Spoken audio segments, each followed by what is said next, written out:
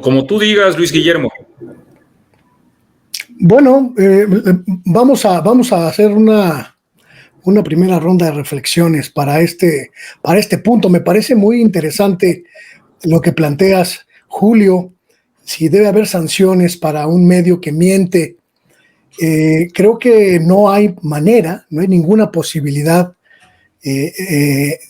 estructural, ni social, ni jurídica que nos permita sancionar los dichos, las expresiones de un medio de comunicación, cualquiera que éste sea, porque tenemos que recordar que el periodismo es principalmente la interpretación de acontecimientos, es decir, es una sustracción, es una abstracción que hace un periodista de la realidad, y la realidad es inherente a quien la ve. Yo tengo un punto de vista, Marco tiene otro punto de vista sobre el mismo asunto, y eso no hace que sus dichos o los míos sean mentira en principio. No habría un mecanismo adecuado para sancionar, porque mi mentira puede ser su verdad y su mentira puede ser mi verdad. Lo que me parece que es importante y hacia donde creo que tendría que caminar la sociedad mexicana en estos momentos es hacia exigir con absoluta certeza que los medios de comunicación se rijan por normas éticas de difusión de la información y sobre todo que se rijan por profesionalismo, que eso me parece que sí es lo que hace mucha falta en los medios de comunicación mexicanos. Más allá de hablar de mentiras o verdades, hablemos de algo que está ahí presente en los medios mexicanos: la impunidad, la mediocridad y la absoluta falta de profesionalismo. Coincido en general, por supuesto. Me parece que la mayor sanción que deben de tener los medios de comunicación tradicionales o digitales cuando mienten es la pérdida de legitimidad, sin duda, la falta de credibilidad, y eso le pega al corazón de una intencionalidad de cualquier medio de comunicación o periodista, que es intentar influir dentro del debate público o las consecuencias mismas del propio debate público. Eso me parece que forma parte de una definición clara del significado de la libertad de expresión, pero junto con ello también me parece que hay que señalar que el ejercicio de la libertad, como cualquier otro derecho, implica sus propias limitaciones. Ello nos lleva, además de esa sanción, digamos, de corte de legitimidad, de corte ético, precisamente por los términos en los que comenta Luis Guillermo, por cuando el medio de comunicación distorsiona la propia información y a veces incluso también de manera deliberada, pues pierde esta legitimidad de la que hemos hablado. Pero en efecto también hay situaciones que tienen que ver con y esto es hipotético, no estoy pensando en ningún ejemplo, solo quiero acotar con matices que esta libertad también tiene sus acotamientos, como es el hecho del involucramiento en la vida privada cuando no queda claro los efectos públicos de una difusión que invada la libertad y la privacidad de alguna persona, o donde haya difamación. Siempre existirán los propios recovecos legales incluso para poder responder ante una situación como esa. No es lo aconsejable desde mi punto de vista.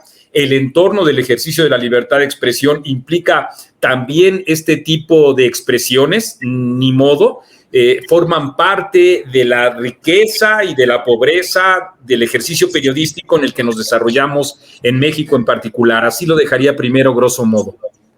Fíjate, uno de los puntos que yo más he criticado de los medios de comunicación mexicanos, y lo he hecho desde las posiciones que ostento como académico, es decir, como estudioso de los fenómenos comunicativos, pero también como periodista, es el hecho de que no tenemos los medios de comunicación marcos éticos, límites éticos.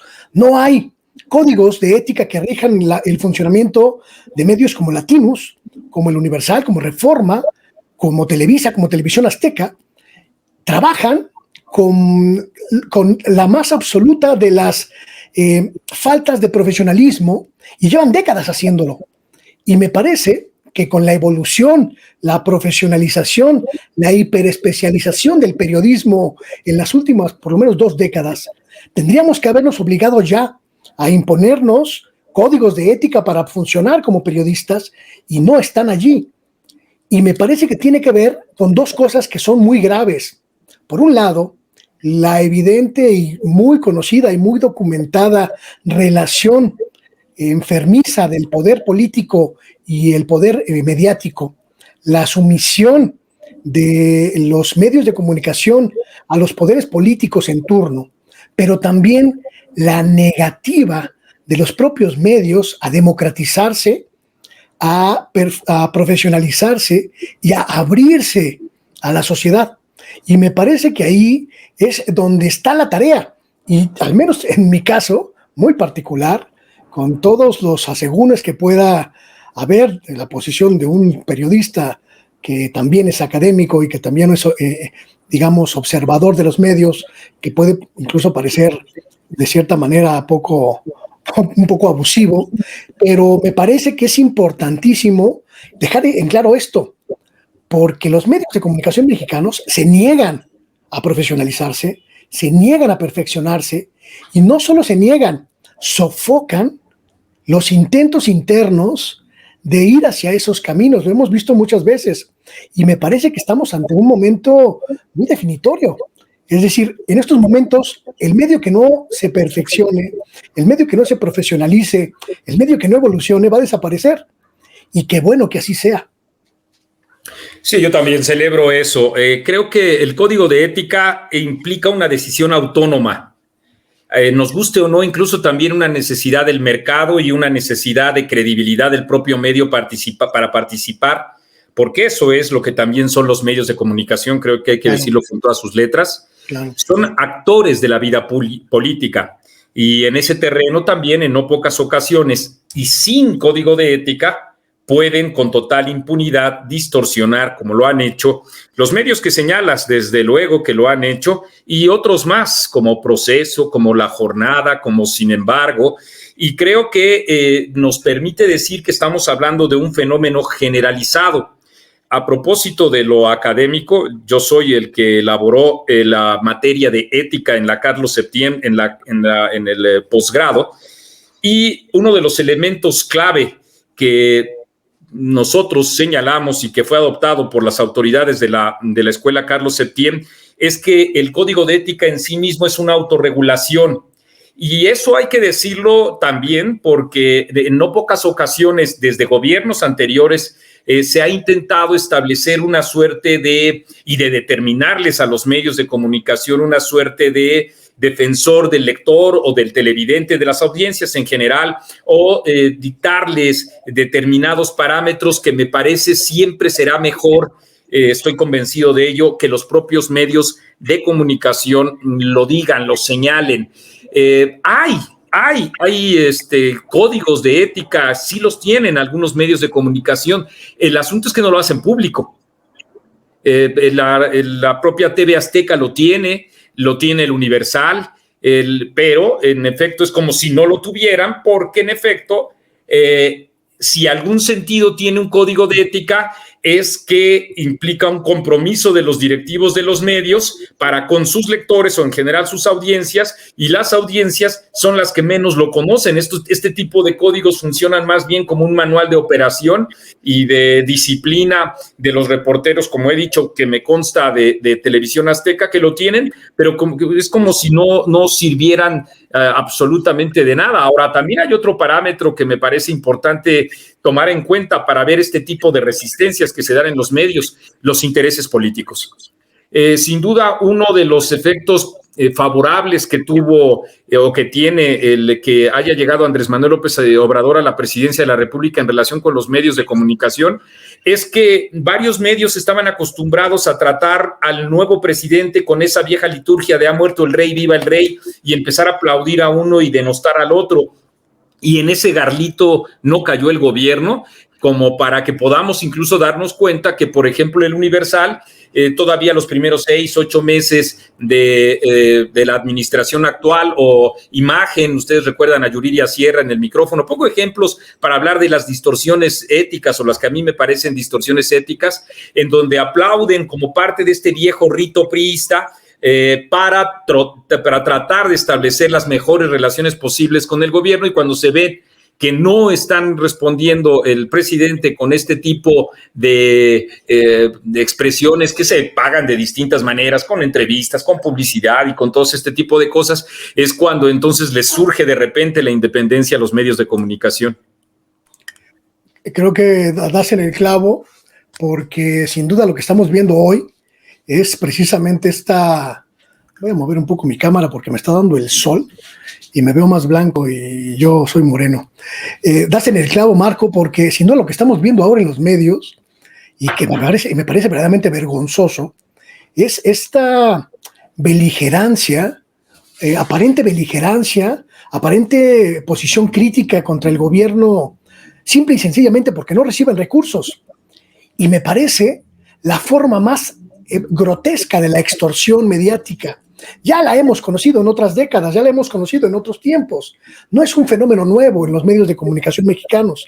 Lo que es nuevo es el hecho de que por primera vez en la historia moderna, en la historia reciente de los medios de comunicación, y este es un tema que me permito hacer el comercial, es un tema que toco en la edición de junio de la revista Zócalo. Por primera vez en la historia moderna de los medios de comunicación, la gran mayoría de medios son críticos del poder federal, son críticos del gobierno federal en turno, y tiene que ver única y exclusivamente con el hecho de que el gobierno del presidente López Obrador cerró las llaves casi por completo a la publicidad oficial. Cerró las llaves de los recursos millonarios inagotables que durante décadas recibieron. Simplemente recordemos, hace un par de días el presidente hacía referencia a El Universal, a este préstamo que consiguió en condiciones ventajosas el dueño del Universal a través de la Nacional Financiera, un préstamo multimillonario que está pagando, por supuesto, como cualquier otro préstamo, pero que fue entregado en condiciones anómalas, en condiciones que no cualquier empresa podría obtener. O el préstamo que obtuvo también el financiero en las casi mismas características, casi en las mismas circunstancias, y que tiene que ver con lo que hablábamos hace un momento, la sumisión real y la sumisión explícita de los medios de comunicación al poder político que paga. ¿Quiénes están hoy criticando al gobierno? Los editorialistas que ya no reciben dinero. Antes de ir a ese tema, Luis, permíteme un segundito, antes de ir al tema de los dineros y de la publicidad oficial. Okay. Nada más me gustaría insistir en la infodemia, y voy a citar textualmente algo que me pareció muy importante. Y en Twitter, Facebook y las redes sociales, en mismo YouTube, hay verificadores.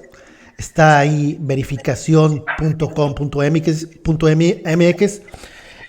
También está APE, la agencia APE, que les gusta verificar principalmente las redes sociales, YouTube, Twitter, repito, pero casi no hay verificadores de los medios tradicionales más que las audiencias. Y aquí algo que a mí se me hace muy, pero muy grave, una aseveración de Carlos Loret de Mola hace unos días, donde dice, y cito textualmente lo que dijo Carlos Loret de Mola en su programa de radio W Radio, dice: el presidente justifica, permite, facilita la venta de niñas. Y tú, si vas a esa mañanera y pones el audio de lo que dijo el presidente, pues lo que dice Carlos Loret de Mola es falso completamente, pero no hay ninguna sanción, y no hablo de una sanción que la Secretaría de Gobernación, no hay nada, absolutamente nada en los medios tradicionales apuntando a esta mentira que por ningún lado el presidente dice facilitar, permitir y justificar la venta de niñas. Algunos dirán, pues fue un poco tibio. Pues bueno, ok, tibio, pero facilitar, permitir la venta de niñas, ¿Qué opinan de esto, de que no hay verificadores de los medios tradicionales y sí, en cambio, la lupa está sobre los medios digitales o las redes sociales? Oh, pues muy mal, desde luego que muy mal. No tenemos una tradición grande de crítica a los medios de comunicación, junto con Luis Guillermo, la revista Zócalo, por supuesto, que son pioneros, la revista mexicana de la comunicación y etcétera, hace 21 años. No conozco un esfuerzo que, digamos, nos haya ido acompañando a eso, ¿no? Hablábamos hace un momento, solo para no ser abrupto y ahorita responder a lo que opino respecto de lo de Carlos Loret, pues de las liturgias, ¿no? A mí me queda muy claro que uno de los promotores de la firma de intelectuales y periodistas que se dio a conocer el día de hoy está también, por supuesto, reaccionando a que él no participó, como el ejemplo que ponía del Universal, de este tipo de ritos en los que estaba acostumbrado Enrique Krause a participar. Más allá de la obra que yo aprecio de él, por supuesto, me parece que ha sido un gran empresario de los medios a partir de la violación de la propia ética profesional, como es el hecho de aplaudir siempre y expresarse en los mejores términos de cada gobernador o gobernante entrante, me refiero a la figura presidencial, y empezar a medir muy bien, porque para eso sí ha tenido mucha astucia, medir muy bien el desgaste del poder para en esos mismos momentos, ya lo decía Luis Espota, ustedes se acuerdan, en La Plaza o en distintas otras novelas, cómo se va degradando el mismo poder y ahí cómo va surgiendo el otro poder, y entonces es cuando, no sé, por poner un ejemplo, empezó aplaudiendo a Vicente Fox como el hombre plecraro para la propia modernidad de nuestro país y terminó ya con el poder defenestrado de Vicente Fox, criticándolo muy fuerte y saludando y aplaudiendo al que venía. Este tipo de ritos a mí me parece que son, además de falta de ética, también deberían de ser sancionados por algo que no hemos comentado y que tiene mucho que ver con la formación ciudadana, es decir, los propios lectores, consumidores de información, me parece que vale la pena que se fortalezcan para poder tener juicios. En efecto, conectando la pregunta, Julio, que haces en relación con Carlos Loret, me parece, por supuesto, que es un exceso en el que él incurre. Yo sí emplearía la palabra justifica, porque eso es lo que a mí me parece se desprende cuando Andrés Manuel López Obrador, eso sí dijo con todas sus letras, que no hay que admonizar o no hay que condenar lo que también significan usos y costumbres y un gran aporte de la cultura indígena. Creo que eso debe de ser rechazado sin ambajes, así, y más por un presidente de la República, y simultáneamente también tendría que informar, o al menos eso es lo que yo creo, tendría que informar cuáles son las actividades o las políticas públicas para enfrentar ese que es un gravísimo flagelo, la venta de niñas, de mujeres en distintas regiones por usos y costumbres. Creo que sí, en todo caso, sí le faltó al presidente de la República condenar con todas sus letras esa actitud o esa actividad que ocurre en Guerrero, en Chiapas, que ocurre en Oaxaca, que ocurre en Baja California Sur. Sí hubiera esperado yo eso. Lo otro, a decir que está promoviendo la venta de niños, si así lo dijo, desde luego que me parece un enorme despropósito. A reserva de comentar algo que no escuché, por salud mental, por salud de mi cabeza, de mi mente, evito escuchar a este tipo de colegas que han hecho del escupitajo su forma de expresión periodística. No estoy de ninguna manera suponiendo que lo que comentas, Julio, pues no haya sido expresado por Loret, pero bueno, no me consta, no lo escuché y no lo voy a escuchar, y además invito a quienes nos están viendo a alejarse de esa basura, pero me parece que es importante, muy importante, identificar la rijosidad de algunos medios en función de sus intereses políticos y en función de sus intereses empresariales. Y lo que estamos viendo en estos momentos es una guerra mediática en contra de un gobierno por parte de un círculo muy específico de periodistas que fueron desplazados de los círculos de poder y también fueron desplazados de los círculos económicos.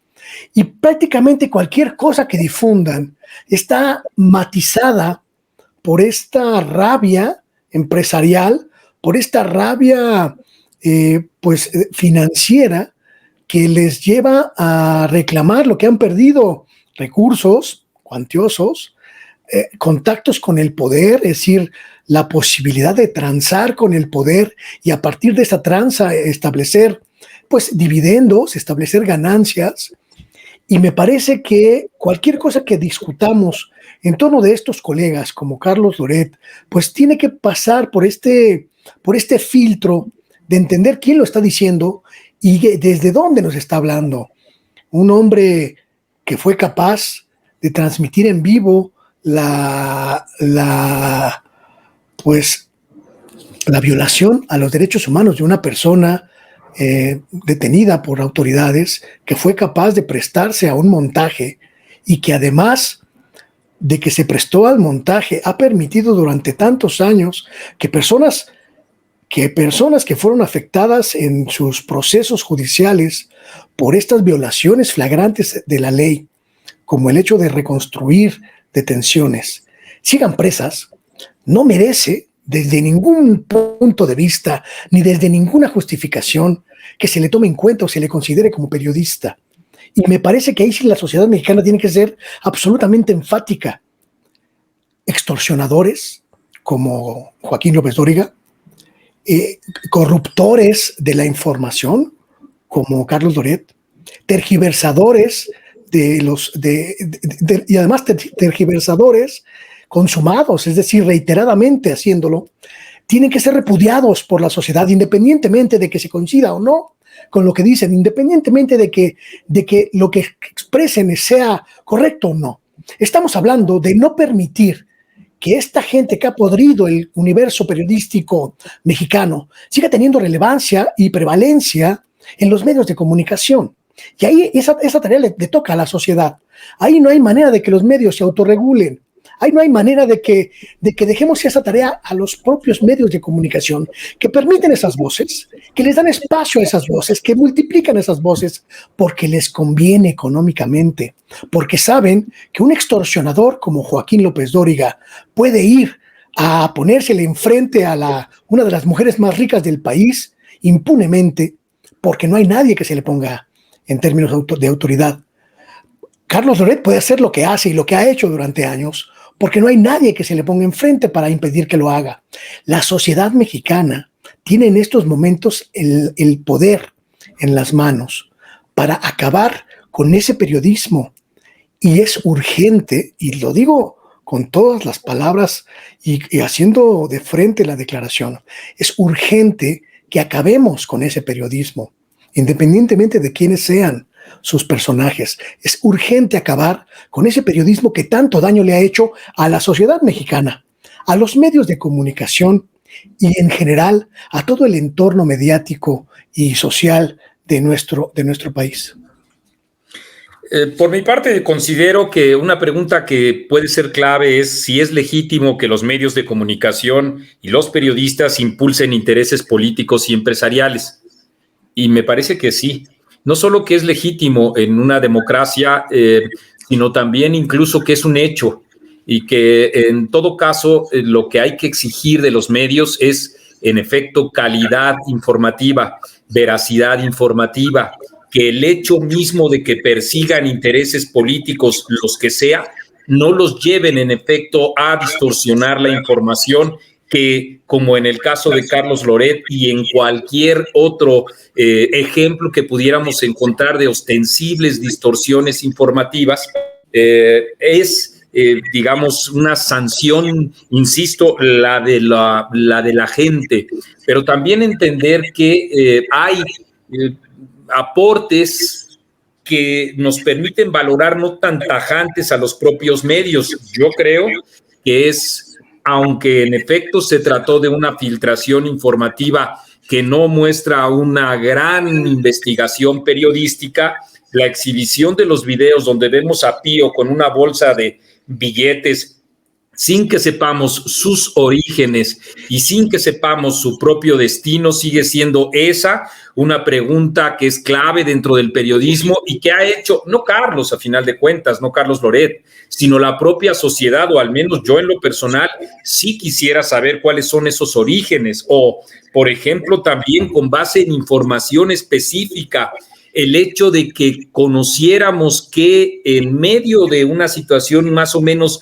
complicada dentro de la economía, el señor Pepín, o así le dicen a José López Obrador, haya recibido un préstamo, o Felipa, o para no ir tan lejos, incluso con Manuel Bartlett, o defendiendo a Manuel Bartlett, varios medios de comunicación que mientras otros han develado en efecto irregularidades, por decirlo de algún modo, en las que ha incurrido su hijo en relación con los contratos que todos sabemos le firmó el Instituto Mexicano del Seguro Social. Aquí viene entonces un desafío apasionante, que es, como estudiosos de los medios de comunicación, aunque no nos guste, a mí, por ejemplo, podría haber varios medios de comunicación que no me guste, pero parte de mi responsabilidad es leerlos, es revisar qué aportes, qué insuficiencias vistos en conjunto, y ahí en una suerte también de competencia por la credibilidad, saber sí estoy de acuerdo, coincido en que esta defensa a ultranza de los propios intereses políticos y económicos sí han hecho, no me cabe la menor duda, sí han hecho o han tenido una creciente animosidad de parte de los medios de comunicación. Decía hace poquito, me decía una colaboradora de Etcétera hace unos minutos, oye, ¿cómo ves que para Martí Batres, Roger Bartra es aliado de Frena? Le dije yo a ella aquí por WhatsApp, me parece que es un despropósito, no es aliado de Frena, pero sí hubiera querido, y a mí sí me parece que esa pregunta sí es legítima, sí hubiera querido ver a Roger Bartra expresándose en contra de la corrupción que se dio en la administración de Felipe Calderón, o expresándose en contra de la corrupción que se dio con Enrique Peña Nieto, y ahora tiene una animosidad que yo no recuerdo, no sé si ustedes recuerden de algún desplegado de intelectuales y periodistas en esos dos periodos, en donde, por cierto, les fue muy bien económicamente a Letras Libres y Anexos, en donde se haya hablado de las distintas distorsiones de la corrupción en cualquiera de esas dos administraciones. Yo no lo recuerdo. Me gusta mucho que toques el tema de Pío y el tema de Felipa López Obrador, Marco, porque me permite explicarle a la gente una de las mañas, uno de los trucos que los periodistas utilizamos para tergiversar la información, para manipular la información. Es un engaño que consiste en presentar una evidencia acomodándola a lo que nosotros queremos que se piense sobre este asunto. Un video, el fragmento de un video en el que dos personas están sentadas en un restaurante y una de ellas le entrega a la otra una bolsa con dinero o un maletín con dinero, puede prestarse a todas las interpretaciones posibles por parte de los periodistas.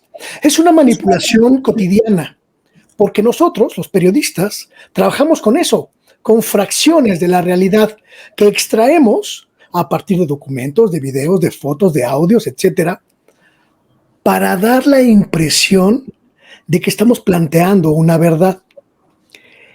El engaño consiste en manipular el contexto en el que ocurren los hechos para que la gente crea que realmente están ocurriendo como nosotros los decimos. Eso es lo que pasó con este tipo de investigaciones que hizo Carlos Loret en torno de los hermanos y parientes del presidente López Obrador. Seamos honestos, seamos francos. Los periodistas sabemos manipular la información.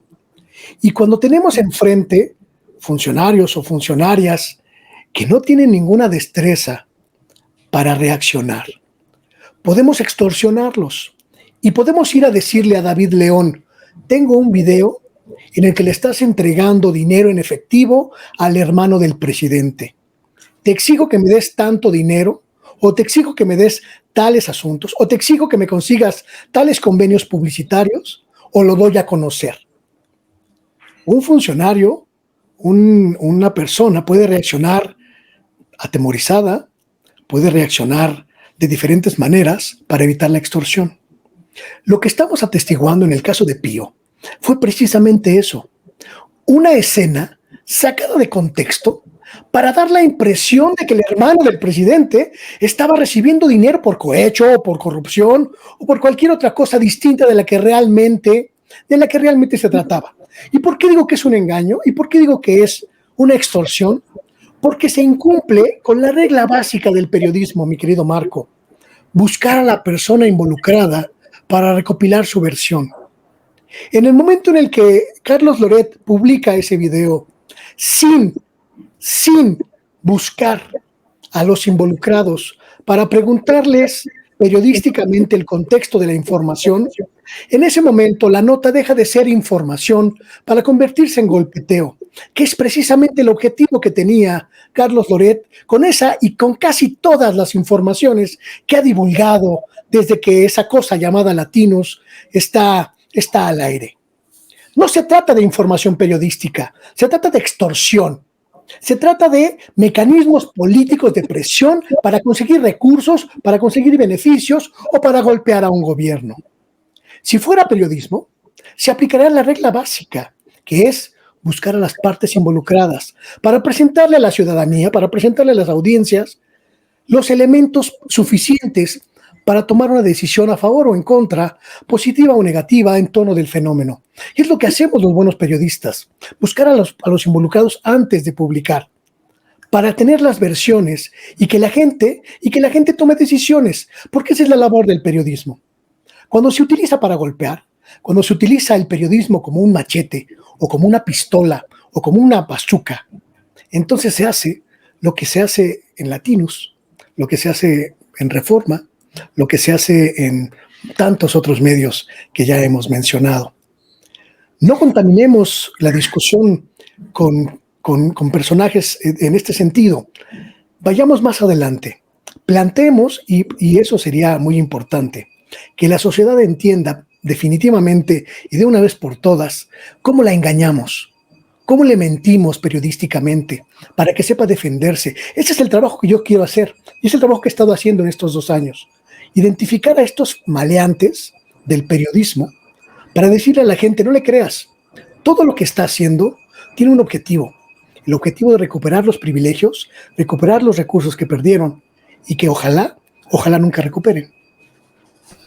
Sí, creo que de acuerdo con determinados parámetros, bueno, los parámetros éticos por definición son universales, entonces sin duda en la elaboración, porque así también una información es como se trabaja, la información de la elaboración de la propia nota, claro que implica, por supuesto, el conocer o reconocer la opinión de la parte involucrada en un determinado hecho, incluso hasta para ofrecer con el mayor equilibrio periodístico la información que se está proporcionando. No me cabe la menor duda de que en efecto ahí coincido contigo, Luis Guillermo. Sin embargo, creo también que dejó una pregunta, y es una pregunta legítima en la sociedad y legítima en el periodismo que se ocupe de otros quehaceres, más allá de estar queriendo bombardear o bazuquear, como tú has comentado, a el otro. Y la pregunta es, sí, en efecto, ¿qué fue entonces lo que pasó? Si hay algunos profesionales de la comunicación que podemos decir, bueno, eso en sí mismo no es un delito, sí podemos decir se tiene que investigar. Y sí se tiene que investigar dentro de los actuales parámetros normativos y legales para los que sí existe una estructura legal.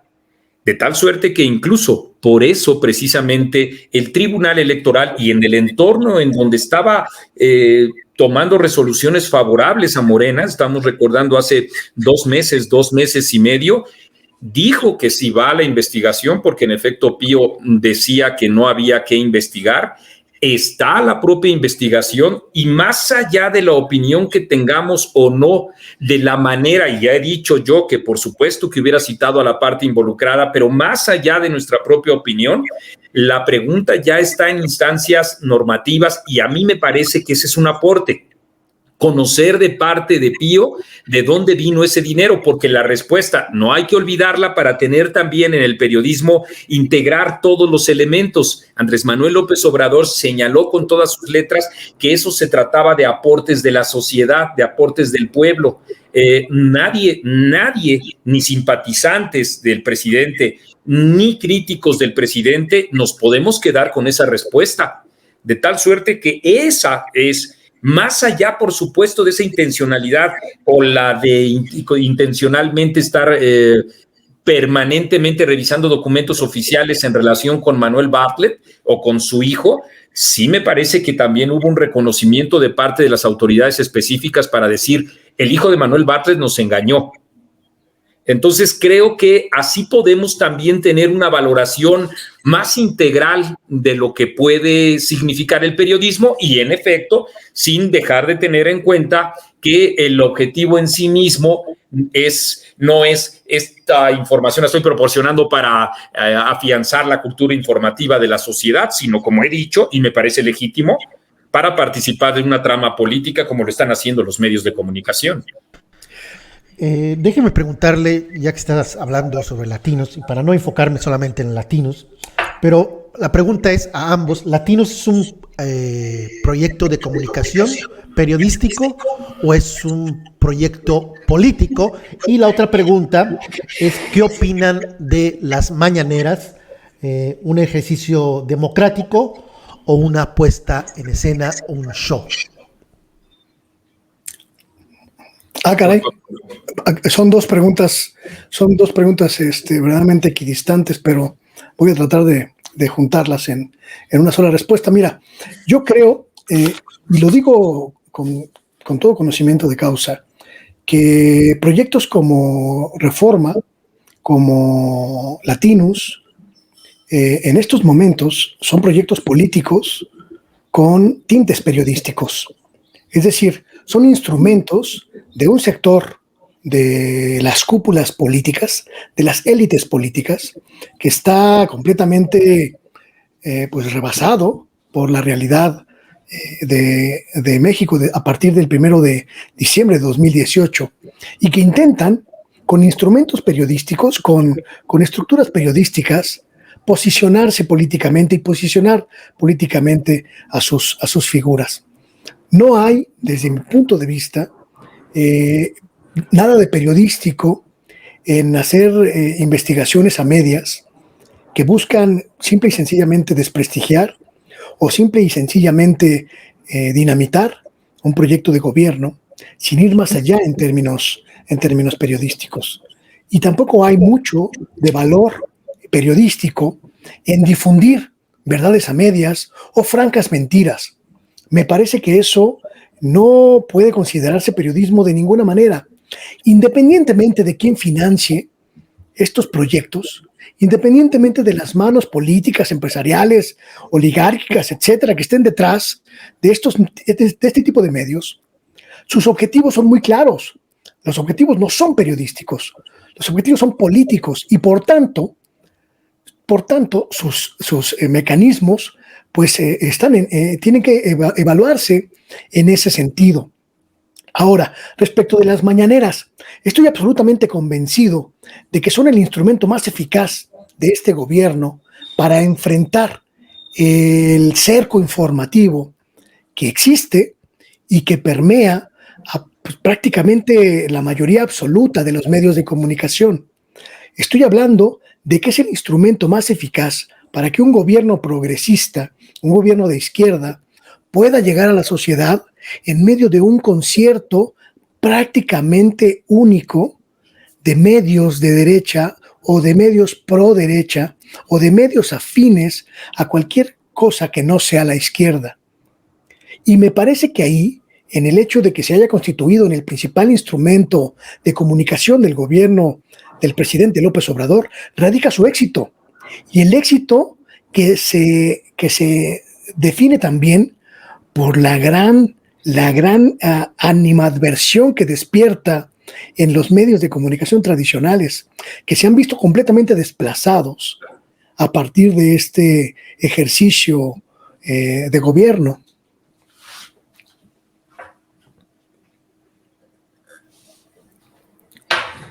Sí, desde mi punto de vista, Julio, todos, Luis Guillermo, todos los medios de comunicación son proyectos políticos y empresariales, todos. En Brasil, en Argentina, en Estados Unidos, en Francia, en Bélgica, todos tienen definiciones ideológicas, intencionalidades políticas y búsquedas empresariales. Creo también que ha llegado el momento de romper el cascarón bisoño, de entender o de creer que los medios de comunicación son por definición neutrales o que no tienen incumbencia dentro de la propia trama política, como la tiene Latinus, como la tiene La Jornada, como la tiene Sin Embargo, como la tiene absolutamente todos los medios de comunicación, TV Azteca, Televisa, todos los medios de comunicación. Incluso los mal llamados públicos ya tienen una gran intencionalidad política que le estamos constatando día con día. De tal manera que me parece que la crítica no está en que tengan esas intencionalidades políticas.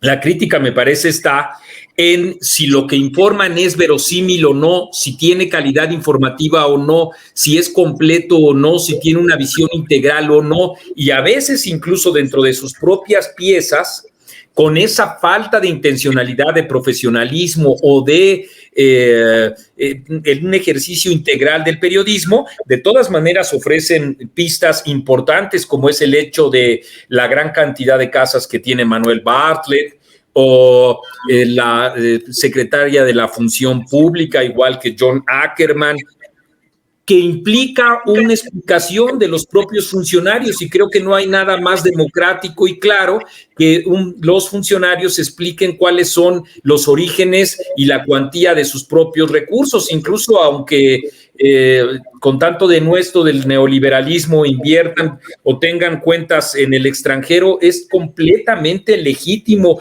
que eso ocurra. El problema con los medios de comunicación en un extremo es cuando eso lo ven ya en sí mismo como una distorsión, o como si tampoco fuera nada o no tuviera ningún tipo de importancia que los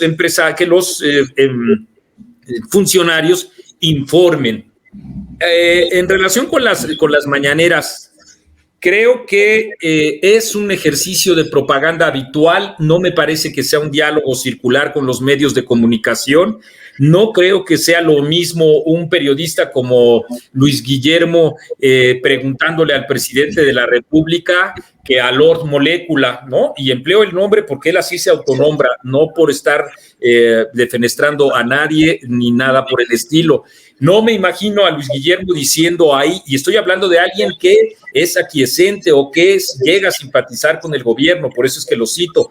No me imagino a él diciéndole, a Luis Guillermo diciéndole al presidente de la República: presidente, qué gran condición física tiene usted, parece un gran corredor keniano. En verdad no lo creo, ni tampoco creo que esté diciendo Julio al presidente de la República: hola presidente, buenos días, yo ya cumplí con mi tarea, al ratito que termine la conferencia de prensa yo se la presento. Creo que valdría mucho la pena en una suerte de mesas de discusión o de entrevistas del presidente con buena parte de estos periodistas que ha señalado Luis Guillermo, porque eso sí significaría un diálogo circular. No veo un cerco informativo al presidente, sinceramente. Las dos principales televisoras le abrieron con mucho la puerta en el proceso electoral que lo ungió como presidente de la República, para ahí sí cercar informativamente y distorsionar también la información en contra de Anaya, en algo que todos sabíamos que no era cierto, pero formaba parte de una trama política que a mí no me espanta. Como he dicho, si The Washington Post tiró a Nixon, pues que no hayan formado también parte de una cobertura informativa que dañara a quien en ese momento ocupaba el segundo lugar, tampoco me parece. Lo que sí creo que hay que señalar con mucha memoria es que existieron muchos medios que facilitaron, siendo parte de este tipo de operaciones informativas favorecedoras de la candidatura de Andrés Manuel López Obrador como animal político, y luego cuando no reciben lo que no corresponde el presidente a sus expectativas, de repente se vuelven muy críticos. Creo que ahí solo es ir apelando a la memoria y a la memoria una y otra vez, porque sí, estoy convencido de que el presidente nos tiene que informar cuál es la corrupción que hubo en los fideicomisos. ¿Por qué no duró nada más 2 meses, como le hizo decir a el subsecretario de Salud la propia pandemia? ¿Cuáles son en realidad la cantidad de fallecimientos que se dieron precisamente durante esta pandemia? Y así carretadas de información que el presidente de la República ha prometido dar. El de los fideicomisos me parece que es muy claro, un ejemplo muy claro, que siguen pasando los tiempos y créanme, Julio y Luis Guillermo, no va a llegar Lord Molécula a preguntarle cuándo va a informar sobre la corrupción de los fideicomisos. Me sorprende un poco que comentes, Marco, perdón, que comentes que no ves un cerco informativo en contra del presidente en los medios de comunicación, porque sin duda lo que hemos vivido desde prácticamente el primer día de diciembre de 2018 es una andanada constante e inagotable de golpeteo mediático en contra del presidente. Lo definiste muy bien al principio, porque buscaban pues establecer el tipo de relación que tendrían con el poder federal en la transición y en el nuevo gobierno, pero que una vez que se definió que no iba a haber dinero, se convirtió en una verdadera guerra de desinformación y acoso en contra de un gobierno democráticamente electo. Recordemos la cantidad verdaderamente inenarrable de hechos que los medios de comunicación tradicionales, unidos, confabulados, ha sobredimensionado desde prácticamente el inicio de este gobierno. Recordemos todos los casos en los que se ha tergiversado la realidad para acomodarla y presionar al gobierno del presidente López Obrador. Y me parece que cualquier persona, independientemente de que coincida o no con el presidente y con su ideología, independientemente de que sea próximo o no ideológicamente al gobierno de la Cuarta Transformación, tendría que identificar por la salud de los medios de comunicación mexicanos. Estamos hablando de periódicos que tienen prácticamente la totalidad de sus columnistas y articulistas dedicados a golpear al gobierno. Estamos hablando de espacios radiofónicos prácticamente de todos los géneros. Un día me tocó escuchar a Maxine Goodside criticando políticas de gobierno, o a René Franco en Radio Fórmula, pontificando sobre la negativa gubernamental a establecer parámetros de vacunación. Y eso, Marco, se repite en prácticamente todos los medios de comunicación. Radio Fórmula, Grupo ASIR, ABC Radio, Imagen, Televisa, Radio Fórmula, todos. ¿Por qué? ¿Por qué? Porque precisamente no tienen recursos. Y como les quitaron los recursos, están, válgaseme la expresión, como perros hambrientos, tratando de que el gobierno les suelte, aunque sea un poco de dinero. Independientemente de que se coincida o no con el gobierno del presidente, es importantísimo que quienes analizamos los medios seamos honestos a la hora de identificar el panorama que observamos, porque está allí. No es algo que podamos ocultar. Los medios de comunicación están en estos momentos dinamitando al gobierno del presidente López Obrador. ¿Por qué no han logrado derribarlo? ¿Por qué no han logrado bajar su popularidad? ¿Por qué no han logrado que la gente se le vuelva la espalda? Porque ya nadie les cree, Marco. Porque están tan desacreditados, porque están tan absolutamente convertidos en nada para nuestra sociedad mexicana, que ya no significan. Pero de que lo intentan. Y creo que sí tendríamos que ser un poco más generosos a la hora de identificar este fenómeno, porque a todos nos hace mucho bien saber que está allí para poderlo cambiar en algún momento. Aquí sin duda hay polémica, por supuesto que la hay. Me parece que primero el asunto del dinero, de los fondos a través de los cuales la publicidad se otorga. No es cierto que se hayan casi desaparecido. Hay una disminución de 25,000 millones de pesos gastados por Enrique Peña Nieto, la cuarta parte de ese dinero, lo cual sin duda es un avance del gobierno actual. No hay una ley que, asigne o plantee con una clarísima obligatoriedad para los funcionarios, criterios para la asignación de publicidad. Y en ese sentido permea y mucho la arbitrariedad y, por supuesto, que también los grandes negocios. Información que es oficial.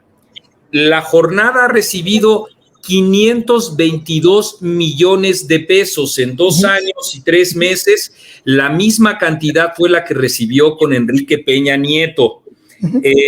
Televisa y TV Azteca, decías tú, Luis Guillermo, que estaban los caracterizabas muy duro porque eran críticos del presidente porque se han cortado los recursos. Pues Televisa y TV Azteca, de acuerdo con la información oficial del gobierno, son las empresas que más publicidad han recibido en este periodo, junto con, ya en un muy lejano quinto y sexto lugar, el periódico Excelsior. Quiero que quede muy claro una diferencia que he tenido con Julio desde siempre, con Julio Roa, que es: una cosa es la asignación de publicidad a la que puede tener derecho la jornada, Televisa, TV Azteca y también etcétera, y otra cosa es el chayote. Esa es una cosa diametralmente distinta.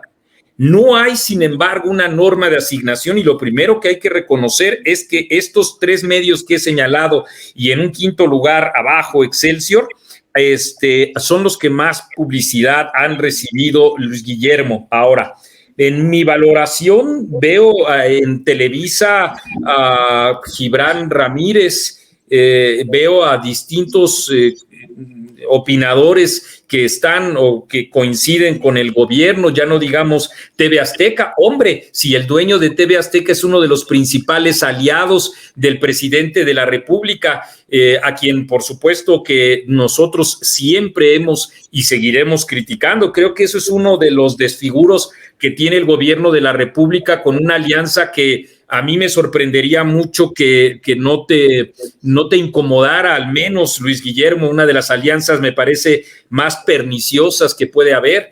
Y con Imagen hay como una dualidad, ¿no? No es el mismo Pascal Beltrán, tuitero, que el director de un periódico que resulta ser esencialmente aquiescente con el gobierno, pero justamente en medio de esta, que sí es una polémica y una polémica de altura, te preguntaría con toda franqueza si tú coincides con la alianza que tiene el presidente de la República con los grandes empresarios de las televisoras y en particular con el propio Ricardo Salinas Pliego, cuya empresa es la que más publicidad y contratos entre los medios de comunicación ha recibido. Antes, Luis, permíteme, dame un segundito, Luis, nada más para precisar, y aquí es importante los números, y hay que hacer énfasis en las cantidades. Por ejemplo, en el 2018, en el último año de Peña Nieto, más o menos, voy a redondear la cifra, se otorgaron 10,000 millones de pesos. En el 2020, gobierno de López Obrador, 1,200 millones, algunos dicen un poquito más, vamos a redondear 1,200. De 10,000 millones, 2018, Peña Nieto, a 1,200 millones. Es una reducción abismal. Sí, la jornada, por supuesto que es el medio consentido del actual gobierno, a eso no hay duda de nadie.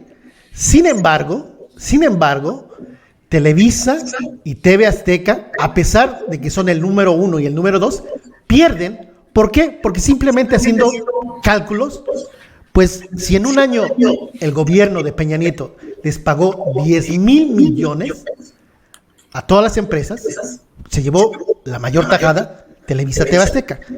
Con 1,200 millones pierden Televisa y TV Azteca, a pesar de que son los medios que más reciben, pero sí, el recorte es terrible.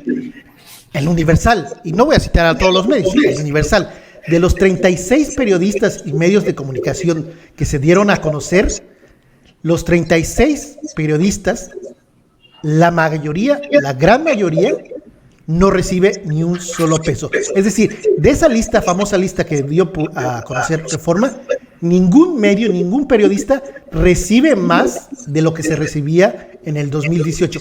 Es obvio. La jornada sí, Julio. No, yo digo de la lista de los 36 periodistas. Sí.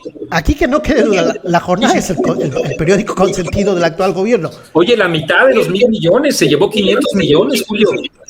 Pero el énfasis, y aquí la pregunta es, ¿por qué ningún medio tradicional, radio, televisión, prensa escrita, ha hablado de esta reducción? La respuesta es obvia. Y ya para finalizar, es obvio que los medios tienen sus agendas políticas y todo. En México no se estila decir la derecha, el Universal es un medio de la derecha. Tienden a decirse son imparciales, pero aquí el problema con Latinos, dice en un comunicado, y leo textualmente, dice, Latinos es una plataforma de información ajena a grupos políticos. Yo no tengo ningún problema en que Latinos tenga una agenda política, pero aquí el problema es que ellos mienten, porque ellos en un comunicado dicen que no tienen, es una plataforma ajena, lo cual es obvio, no es ajena. Desde luego, coincido contigo, Julio. Coincido contigo. Solo una acotación que me parece, dos acotaciones que no me parecen menores. La enorme arbitrariedad hace que la jornada reciba el 50% de la cantidad que tú acabas de señalar y me parece una desproporción enorme. Y la segunda acotación. ¿Por qué te parece una desproporción lo que recibe la jornada? Por la cantidad que estamos hablando, Luis Guillermo. Acaba de comentar Julio que si se disminuye a 1,000 millones, a 1,200 millones, dijiste, Julio. 2020. Sí, 2020. Que la jornada, bueno, entonces voy a acotar porque voy a bajar un poco la cifra, porque la cifra de los 520 millones de la jornada es hasta 2021. Digamos, en términos generales, el que reciba 400 millones de ese monto total que está dando ahorita Julio, me parece que es una desproporción en virtud de la concentración que representa un solo periódico, porque coincido con Julio en que se trata del periódico favorecido por el gobierno federal, por eso me parece. Porque independientemente de la opinión que tú o yo tengamos de un medio de comunicación que sea Latinos, incluso para tender un puente de consenso con Julio, creo que el Latinos está mintiendo cuando dice que es ajeno a intereses políticos. Tampoco debería de estar privado de esa asignación de publicidad en una ley que acotara la arbitrariedad. Eso es por un lado. Y por otro, la acotación que sí me parece importante también, si en efecto en proporción han recibido menos las dos principales televisoras, son las que más reciben, 1 y 2. Oigan, los contratos que ha firmado y los negocios que ha hecho Ricardo Salinas Pliego al amparo del actual gobierno como asesor, dicho esto por Andrés Manuel López Obrador, como asesor Ricardo Salinas Pliego del gobierno, es algo que a mí me parece que tendríamos que criticar, aunque se coincidiera con el propio, que no es mi caso, con el propio Andrés Manuel López Obrador. Eso yo creo que es uno de los grandes errores en su relación con los medios de comunicación. Yo estoy absolutamente convencido de que el presidente López Obrador debe ser muy cuidadoso en su relación con Ricardo Salinas Pliego. Es su aliado, Porque en cualquier momento, como es natural en ese hombre, en cualquier momento lo va a traicionar. Me parece que sin duda es uno de los pendientes de la cuarta transformación, el alejamiento enfático real con ciertos personajes como Ricardo Salinas Pliego, que contaminan no solo la relación con el gobierno, con Bartlett, sino la vinculación. Con Bartlett no.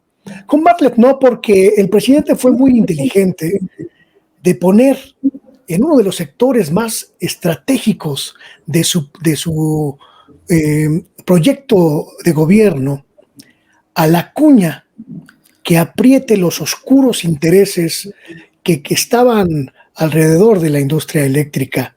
Si alguien conoce las marrullerías y la infamia de que son capaces los grandes capitales en torno del sector eléctrico, es Bartlett. O sea, para enfrentar a los ladrones, mete a un ladrón todavía más chingón. Yo creo que cuando tú hablas de Bartlett como un ladrón, estás entrando en un serio problema de difamación, mi querido Marco. No. Estoy empleando una metáfora, pero estamos hablando nosotros. Bueno, lo digo así. ¿No te parece indefendible Manuel Bartlett? Me parece que Bartlett es la figura perfecta para enfrentar los oscurísimos intereses eléctricos en torno de la industria en México. Y me parece que fue uno de los principales éxitos del presidente López Obrador haberlo mantenido en ese cargo. Otra figura, una persona con mucho menos experiencia, con mucho menos colmillo y con mucho menos conocimiento de las cañerías profundas que son el Estado mexicano, el gobierno mexicano y los políticos mexicanos, había sido hecho papilla en 2 segundos por los voraces intereses internacionales y nacionales en la industria eléctrica. Y me parece que en esa misma lógica, pensó el presidente en mantener a Bartlett. Y yo creo, y eso sí es algo absolutamente personal, que no se equivocó el presidente con Bartlett. Me parece que hizo exactamente el nombramiento que tenía que hacer, porque solo una figura como él es capaz de arrebatar de las garras del capital internacional nuestra industria eléctrica. Lo estamos viendo hoy. La eficacia con la que Bartlett está defendiendo la industria eléctrica nacional no tendría posibilidad con ninguna otra figura de menor nivel. Ahí sí, para que la cuña apriete, tiene que ser del mismo palo. Ahí sí. Ahí hay una diferencia enorme. Digamos, en todo caso, yo lo que me quedo diciendo, sí, a partir de esa diferencia, y así está establecida con toda claridad, es que me gustaría que fuera a tomar unas vacaciones Bartlett de Estados Unidos. Seguramente vaya a tomarlas cuando termine el sexenio, pero eso ya es algo que no me incumbe a mí. A mí sí me gustaría mucho verlo con una foto en San Francisco. Lo que me interesa mucho en este punto es establecer la pregunta que me hacías. Sí. El presidente López Obrador. Para mí es impresentable. Tiene que cuidarse de Ricardo Salinas Pliego, un hombre verdaderamente con más oscuros que claros, y además un hombre que hemos visto está absolutamente convencido de que los recursos públicos le pertenecen, y sin duda será una piedra en el zapato del presidente López Obrador. Y le ha ido muy bien, ¿no, Luis Guillermo? Muy bien. Por eso mi llamado de alerta al presidente López Obrador. Entre más pronto se pueda sacudir a ese hombre, pues mejor para él y para la transformación. Déjame nada más, Luis, preguntarte sobre Manuel Bartlett. Y aquí también hay que hacer énfasis en que antes de que llegara Bartlett, o antes de que Bartlett apoyara a López Obrador, pues prácticamente era un político respetable. No había muchos trabajos de información periodística sobre Bartlett. Pues por muchos años Bartlett no tuvo ningún problema. De forma coincidente dio su apoyo y ya se dedicaron a investigar, pero por muchos años pues prácticamente fue intocable. Y aquí algo que quiero hacer énfasis, y para mí es indefendible Manuel Bartlett, sí, porque bajo la lógica de Luis, pues yo creo que debería estar no en la comisión, debería estar en Pemex, porque yo creo que el negocio o la industria petrolera es mucho más importante que Pemex. Yo creo que hay 10 personas, 10 mexicanos honestos, capaces, que puedan fácilmente hacer la labor de Bartlett. Creo que el costo político que asume el actual gobierno teniendo un personaje como Bartlett es muy alto. Y Salinas, Ricardo Salinas. Mi querido Julio, creo que los periodistas estamos obligados a analizar la realidad a partir de la certeza de que estamos analizando a seres humanos. No estamos analizando monolitos, no estamos analizando estatuas, no estamos analizando obeliscos, estamos analizando a seres humanos que tienen funciones públicas que debemos estudiar. Manuel Bartlett es un hombre de claroscuros, eso me queda muy claro, pero también me queda muy claro que es un nacionalista. Y la estrategia del gobierno del presidente López Obrador es recuperar para la nación los bienes que el neoliberalismo le arrebató durante los últimos 40 años. Y para arrebatar de las garras del neoliberalismo las industrias nacionales que fueron a puntal del desarrollo mexicano durante los primeros 50 años del siglo XX, era necesario acercarse a hombres nacionalistas, no a héroes, no a santos, no a figuras fuera de la realidad, no a seres mitológicos que pudieran discernir entre el bien y el mal y no mancharse en el camino, no, seres humanos, con errores y con virtudes, con defectos y con claros y oscuros, mi querido Julio. Y Manuel Bartlett lo es, pero sobre todo, lo ha demostrado, Manuel Bartlett está trabajando para la redención de su nombre.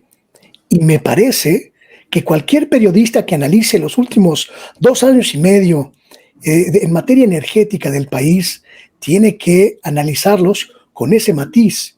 Manuel Bartlett está trabajando para limpiar su nombre para la historia de este país. No está trabajando para él, no está trabajando para sus negocios, él está trabajando para limpiar lo que pueda limpiar de su nombre. Y me parece, insisto, que tenemos que analizarlo en ese sentido. Yo no quiero hablar de héroes y no quiero hablar de santos que no se equivocan, mi querido Julio, mi querido Marco. Pero yo creo que Julio no se refería a héroes o a santos, ¿o estoy mal, Julio? No, a lo que porque estabas hablando, ¿no? Por supuesto que Bartlett es un personaje de claroscuros, no hay duda. Yo a lo que me refiero, que el costo político que paga el actual gobierno teniendo un personaje como Bartlett es muy alto. Yo creo que mi querido Julio, el costo político que está pagando el gobierno es recuperar la industria eléctrica. ¿Te parece poco? ¡Caray!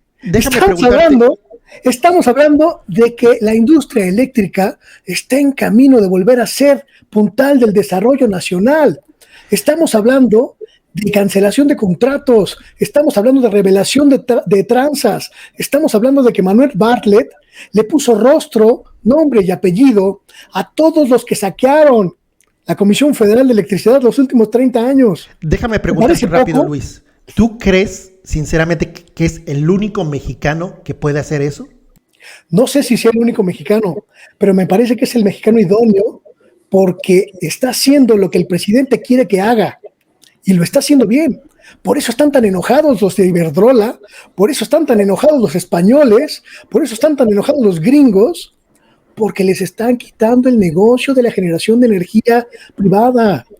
Por eso están furiosos con Bartlett, porque además, independientemente de que sea lo que dice Marco, de que sea todas esas cosas que dice Marco de él, el hombre está haciendo el trabajo que le están pidiendo hacer.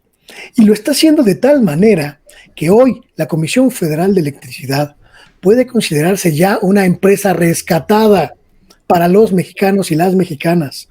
Ya lo demás es algo que analizaremos en su momento, pero el trabajo, Bartlett, el trabajo lo está haciendo. Ay, sí, discúlpenme si los contradigo, pero...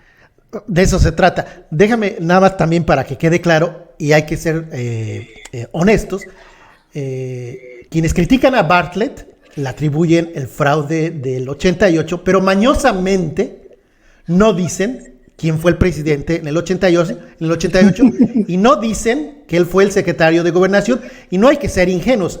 Quien mandaba en el 88 y antes del 88 era el presidente Miguel de la Madrid. También es de mala fe, de mala leche, cuando le atribuyen a Bartlett, un secretario de Gobernación, el fraude. Hay que ser honestos, el fraude se atribuye a ese gobierno de Miguel de la Madrid, y quien lo ejecutó o quien ayudó fue Manuel Bartlett. Pero quien hizo fraude fue el gobierno priista de Miguel de la Madrid. Eso hay que recordarlo. Y ya nada más de Salinas. No, y hay que aclarar también, y hay que completar. Y Carlos Salinas de Gortari. Así es. Porque en la liturgia de la política mexicana, pues es el operador de esto, su soldado, que ya lo que estamos viendo es que Bartlett, de la tesitura ética de Bartlett, es lo que acabas de señalar, Julio.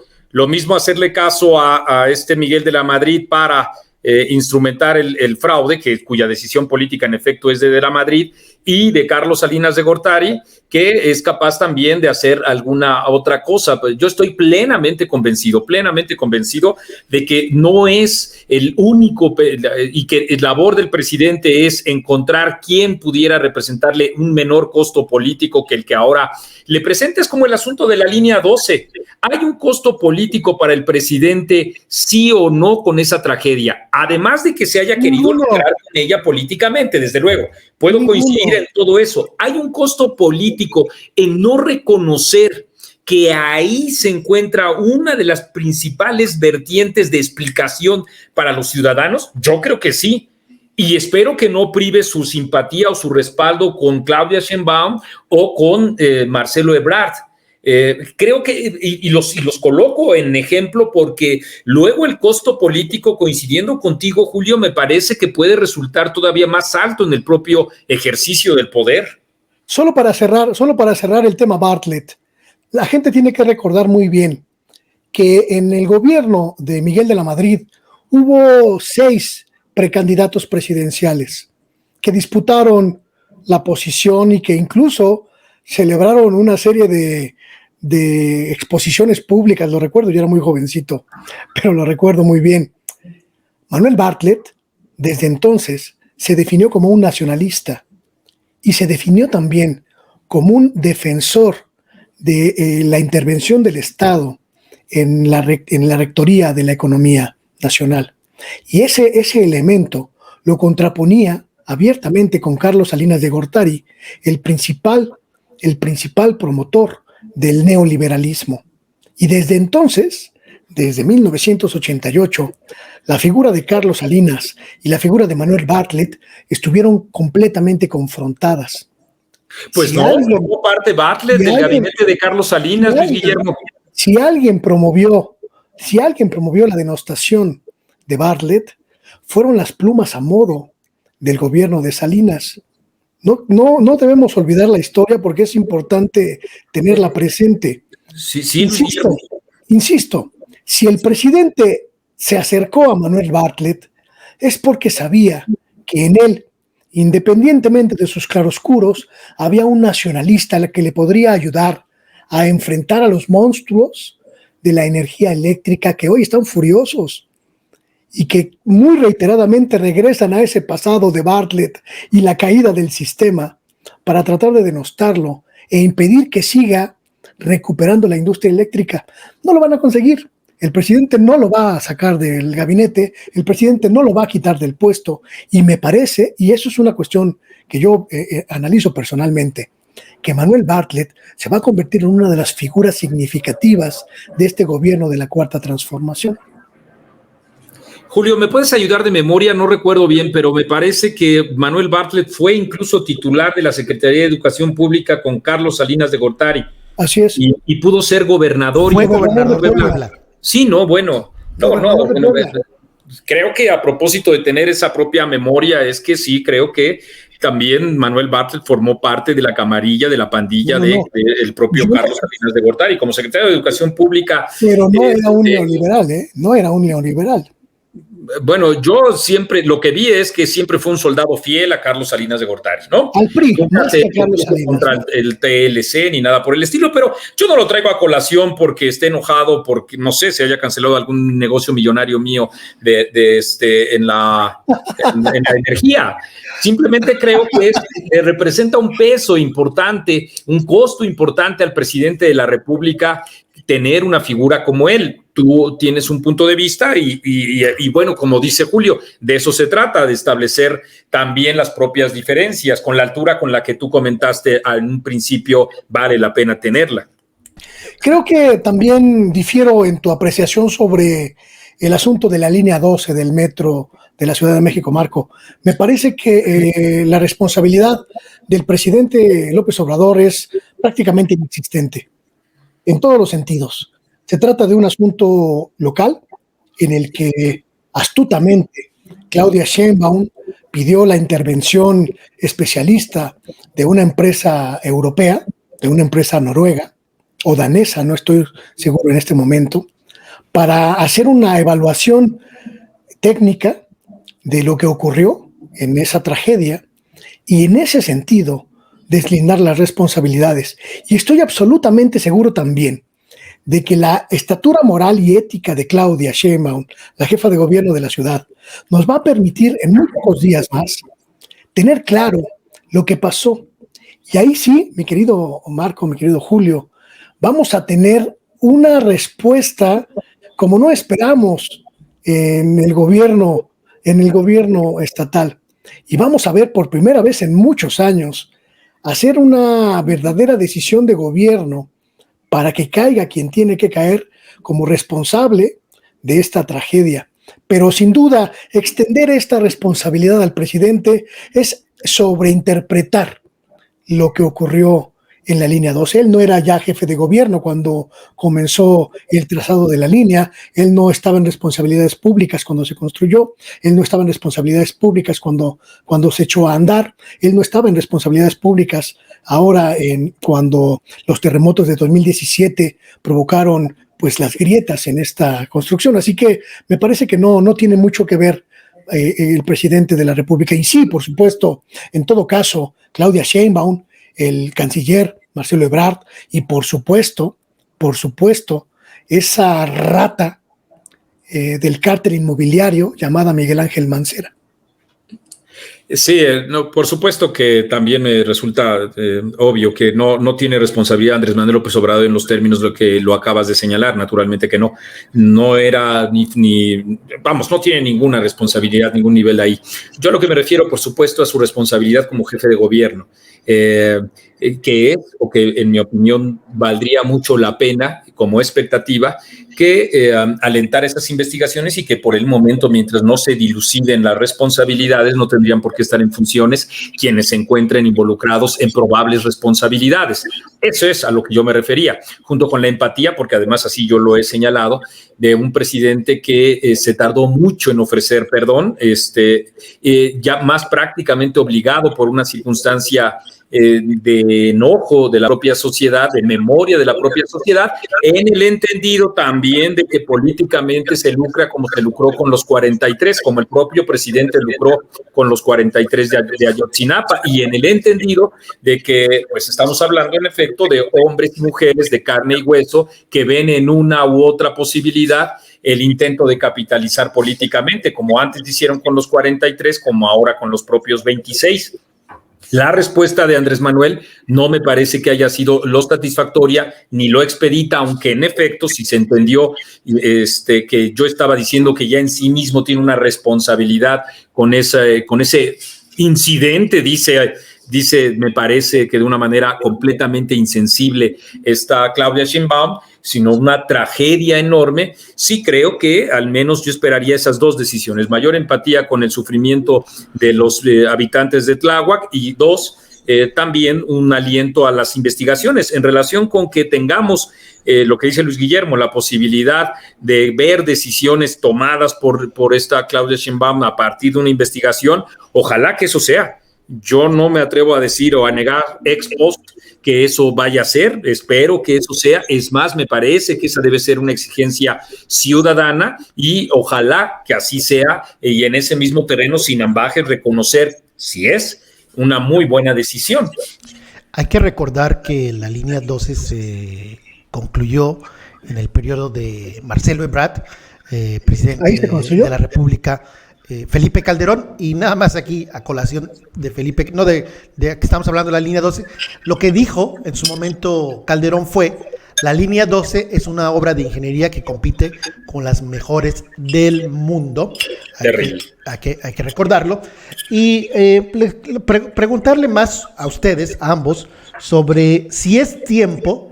Sin duda se ha reducido de forma significativa el gasto en la publicidad oficial.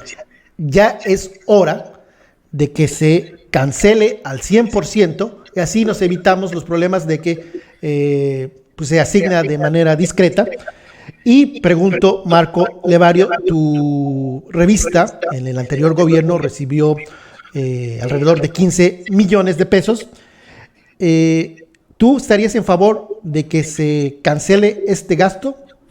No, nunca he estado en favor. Siempre incluso he diferido con Raúl Trejo del Arbre, con Rubén Aguilar, con todos aquellos que señalan que se tiene que cancelar ese recurso.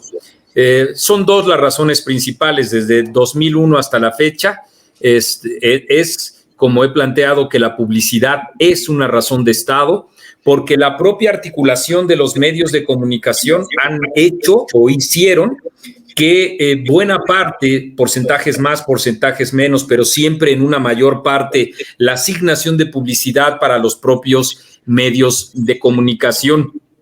Y en esa tesitura no hay, lo planteó en un ensayo, me parece espléndido, de New York Times, justamente en el 2017, no hay una base a través de la cual los propios medios de comunicación sean negocio, porque los propios ciudadanos no están acostumbrados o no habían estado acostumbrados a la adquisición de la información, a saber que la información cuesta y en ese mismo terreno que la información se paga.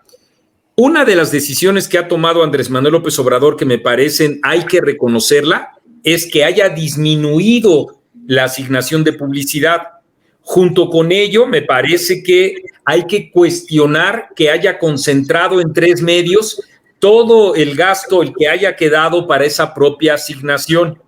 Creo que sí debe de haber, como hay en Francia, como hay en Bélgica, como hay en Alemania, asignaciones presupuestales para medios de comunicación promotores de la política, de la cultura, de los ensayos, con, por supuesto, obligación y requisitos de los medios de comunicación para, como ocurre, por ejemplo, en Bélgica y en Francia, para tener consejos editoriales con los más destacados académicos de las universidades, para tener código deontológico, para tener una mínima circulación y claramente acreditada, para todo ello. Entonces, creo que valdría la pena un marco normativo, pero también estoy muy claro con que uno de los efectos favorables de la decisión que tomó Andrés Manuel López Obrador, más allá de mi crítica a la manera en la que, hablando de préstamos, los 150 millones que recibió Epigmenio Ibarra y la manera en la que también se premia, tú mismo, Julio, criticaste a Carmen Aristegui porque recibiera 8 millones de pesos. Yo no la critico porque reciba publicidad, la critico por sus contenidos informativos y lo que critico es la asignación discrecional de ello. Si hay un parámetro informativo, a mí me parece que es muy bueno, pero decía, hay un efecto favorable de la decisión que toma Andrés Manuel López Obrador y ese tiene que ser muy autocrítico. Los medios de comunicación debemos tener muy claro que la persistencia de nosotros como medio implica generar nuestros propios recursos y en esa misma tesitura ser mucho más independientes del propio gobierno. Hay grandes empresarios que les fue muy bien en el gobierno anterior, como a La Jornada con Enrique Peña Nieto, que fue el periódico que más 8 columnas publicó en favor de Enrique Peña Nieto, y también le está yendo muy bien ahora a la directora y al propio equipo de La Jornada con su compadre Andrés Manuel López Obrador. Le había ido muy bien desde 2000 hasta la fecha a Enrique Krause, y ahora pues no le está yendo absolutamente nada bien, y pues ese tipo de cosas en efecto se tienen que acabar y tiene que haber mucho mayor transparencia en los medios de comunicación. No me cabe la menor duda que uno de los aportes, con todas las diferencias que hemos tenido y que seguiremos teniendo, Julio, es la exigencia de mayor transparencia en los medios de comunicación. Yo estoy absolutamente convencido de que el estado de putrefacción en el que está la relación de los medios mexicanos con el poder político obliga a los periodistas como yo a no pedir jamás, bajo ninguna circunstancia, un solo peso a ningún gobierno federal, estatal, municipal, ni de ninguna otra índole. Porque como no hay reglas para el otorgamiento de ese recurso, todo depende de la animosidad o animadversión que tenga el periodista con el funcionario público para recibir el recurso. Eso contamina profundamente la recepción de recursos. Un periódico como La Jornada puede ser acusado de cualquier cosa solo porque este sexenio ha recibido más dinero que en el sexenio anterior, sin mediar un análisis crítico honesto un análisis mediático serio de por qué está recibiendo esos recursos, sin analizar que se trata del periódico que hace contrapeso a las centenas de periódicos que están bombardeando al gobierno del presidente López Obrador. Es el único periódico de izquierda en el país, el único periódico de izquierda en este país, colmado de diarios neoliberales, pro-neoliberales, pro-gobiernistas o pro-régimen anterior. Es el único periódico de izquierda. Si yo fuera el presidente, le daría el triple de recursos a la jornada para que creciera y se multiplicara y permitiera la pluralidad de información que México no tiene en estos momentos. Pero no existen reglas jurídicas para el otorgamiento de la publicidad oficial, desafortunadamente. Eso obliga, insisto, a gente como yo a no acercarse a recursos públicos, porque cualquiera de esos recursos está completamente contaminado. Yo soy un completo convencido de que deben morir todos esos medios podridos sin recursos públicos y que el gobierno federal debe reducir a cero el presupuesto de publicidad oficial hasta que desaparezca toda esa cargada, toda esa parvada de aves de rapiña que son los medios de comunicación mexicanos tradicionales, y que sobrevivamos aquellos que ya aprendimos a subsistir sin recursos públicos, aquellos que no les tiramos la mano al gobernador Alfaro para hablar bien de él y decir que es un héroe épico. Sí, ese es uno de los grandes errores de Enrique Krause. Aquellos que no les tiramos la mano al alcalde, que no les tiramos la mano al secretario de gobierno, que no les tiramos la mano al director de la empresa paraestatal, que sobrevivamos aquellos que sabemos que la información honesta es la que el público paga por obtener a través de la monetización en redes, a través de las convocatorias a donativos. Ustedes lo han hecho, yo lo he hecho también. Yo no quiero que haya recursos públicos. Ahorita es más importante que se construyan hospitales, que se adecúen las escuelas. Ahorita es más importante que se destine el dinero a los pobres en este país, más de 60 millones, que darle dinero a los rapaces de los medios de comunicación que mienten, que tergiversan, que distorsionan, que tienen agendas personales. Cero recursos a los medios de comunicación. Hace unos días le llamé al presidente en mi Twitter: no le dé más dinero a Radio Fórmula. Es un medio completamente plagado de voces anti-López Obradoristas. ¿Por qué los ciudadanos y ciudadanas de este país tenemos que pagar por ese medio podrido en el que ni siquiera cabe la pluralidad de ideas, en el que ni siquiera tenemos acceso los 30 millones que votamos por la transformación? ¿Por qué tenemos que pagar un medio que torpedea los ánimos democráticos de 30 millones de mexicanos que decidimos ser la mayoría en este sexenio? Me pregunto y les pregunto a ustedes que nos están escuchando. Es hora de decirle al presidente: no le dé un peso más a los medios, que se mueran los que se tengan que morir y que sobrevivamos aquellos que logremos reconectarnos con la sociedad, que se supone que es para la que trabajamos, ¿no? Quizá creo que vale la pena aclarar, no sé si todavía pueda, Julio. Adelante, nada más, permíteme, Marco, tú citas Europa, países más progresistas, pero aquí me llama la atención que, por ejemplo, Krause, Aguilar Camín y muchos otros, y no sé si puedas decir que tú, no sé al 100% si apoyas a Claudio X González o a la coalición Va por México, sí por México, pero es muy interesante lo que dices sobre modelos europeos, cuando Krause, Camín ha dicho que López Obrador es un populismo, que nos estamos acercando a Venezuela, pero al mismo tiempo quieren y viven del dinero público, lo cual es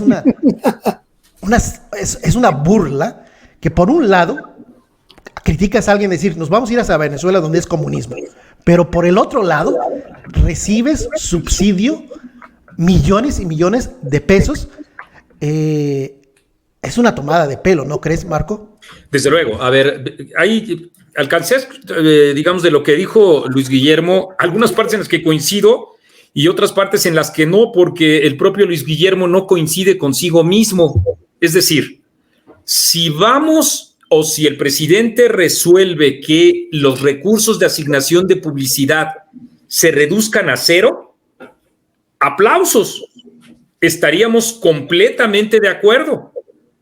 No soy tan prolijo en los adjetivos para señalar o caracterizar a la prensa ni a la militante en favor de Andrés Manuel López Obrador ni al otro opuesto.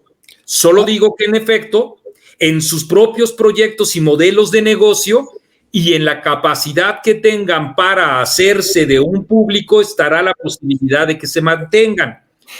Pero si no se hace eso, no se puede aplaudir en modo alguno, a no ser que se esté cayendo en una enorme contradicción, el que se le den 520 millones de pesos a la jornada y que incluso se diga debería de ser más, ¿no? Así como el Granma o así como el Pravda, y que deberían de ser más, además en el nombre de la pluralidad, ¿no?